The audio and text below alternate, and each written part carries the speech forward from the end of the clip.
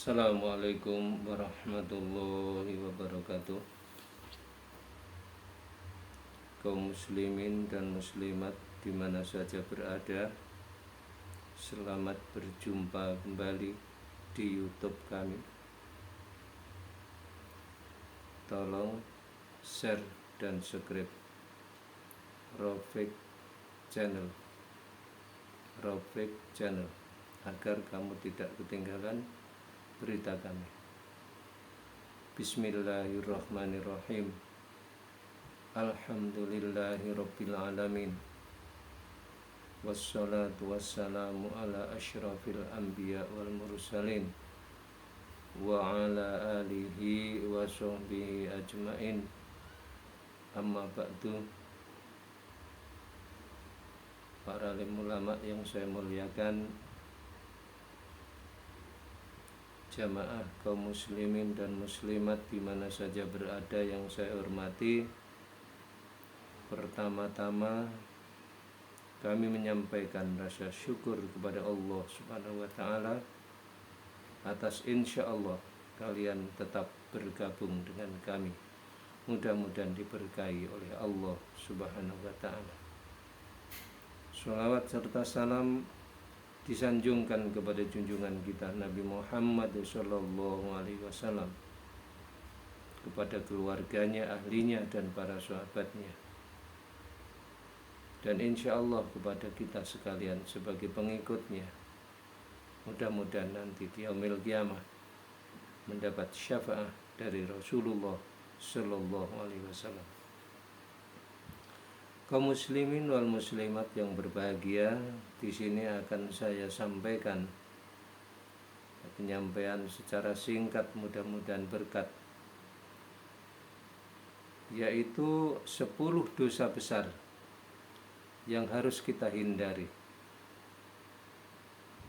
Ini tidak harus dihindari jauh-jauh, supaya dosa besar itu tidak melanda kita. Pasang benteng teguh-teguh supaya kita aman daripada dosa besar yang ujung-ujungnya nanti akan menyeret kita ke dalam api neraka. Apakah itu? Syirik. La tusyrik billah, jangan syirik kepada Allah, karena syirik adalah merupakan dosa besar, dosa yang sangat besar. Tidak ada pengampunan bagi orang yang syirik, terkecuali berhenti syirik dan tobat kepada Allah Subhanahu wa ta'ala. La tusyrik billah, inna syirka la dzulmun adzim. Yang kedua adalah tarikus sholah, jangan tinggalkan sholat 5 waktu, karena sangat besar sekali. Kita tidak akan mampu bertobat untuk menebus dosa daripada meninggalkan sholat 5 waktu itu: zuhur, asar, maghrib, isya, dan subuh. Jangan yang ditinggalkan. Kita akan menjadi orang yang sangat miskin apabila kita meninggalkan sholat 5 waktu. Kita akan jadi orang yang sengsara apabila meninggalkan sholat 5 waktu. Apalagi nanti di akhirat, sudah sangat sengsara daripada di dunia. Maka sholat 5 waktu, apapun alangannya, jangan ditinggalkan. Yang kedua, durhaka kepada ibu dan bapaknya. Durhaka kepada ibu dan bapaknya adalah dosa besar, tidak ada pengampunan Allah Subhanahu wa ta'ala. Sampai ndp minta ampun pun, kalau kita berorang yang durhaka kepada ibu bapaknya, Allah tidak akan mengampuni. Ridallah fi ridal waliden, sukhtullah fi sukhtil waliden. Ridhonya Allah karena ridhonya kedua orang tua, dan bendunya Allah karena bendunya orang tua. Maka kita harus berusaha semaksimal mungkin bagaimana supaya orang tua tidak bendu kepada kita. Kemudian yang keempat adalah berbuat zina. Hindari jauh-jauh, karena zina adalah merupakan dosa yang sangat besar. wala taqrabuz zina fa innahu kana fahisyatan wa sa'a sabila.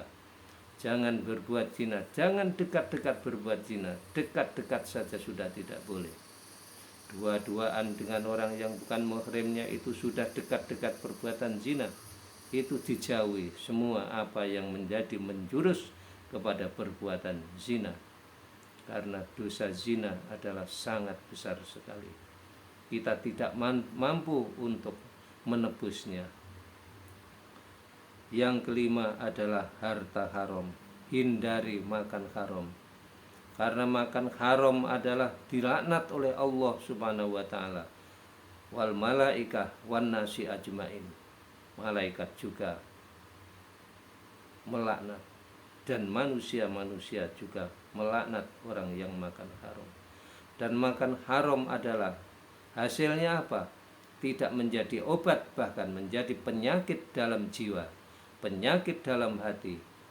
Kalau tidak diampuni oleh Allah Subhanahu wa taala, akan seumur hidup kita sakit, menderita yang disebabkan karena kita makan barang yang diharamkan oleh Allah Subhanahu wa taala.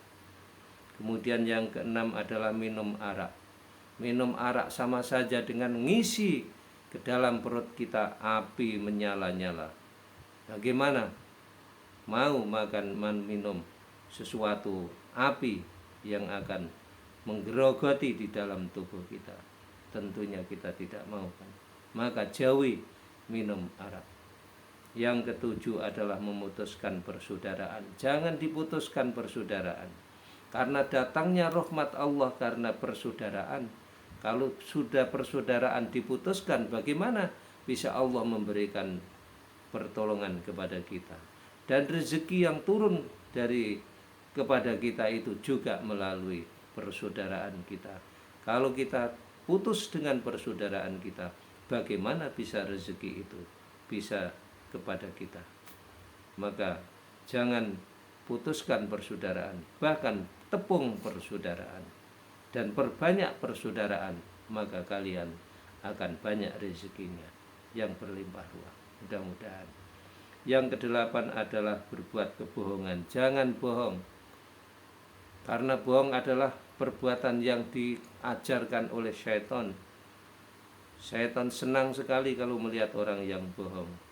Dusta itu jangan, karena itu adalah menghambat daripada perbuatan-perbuatan baik yang kau laksanakan. Kamu akan malas berbuat baik apabila kamu sering bohong.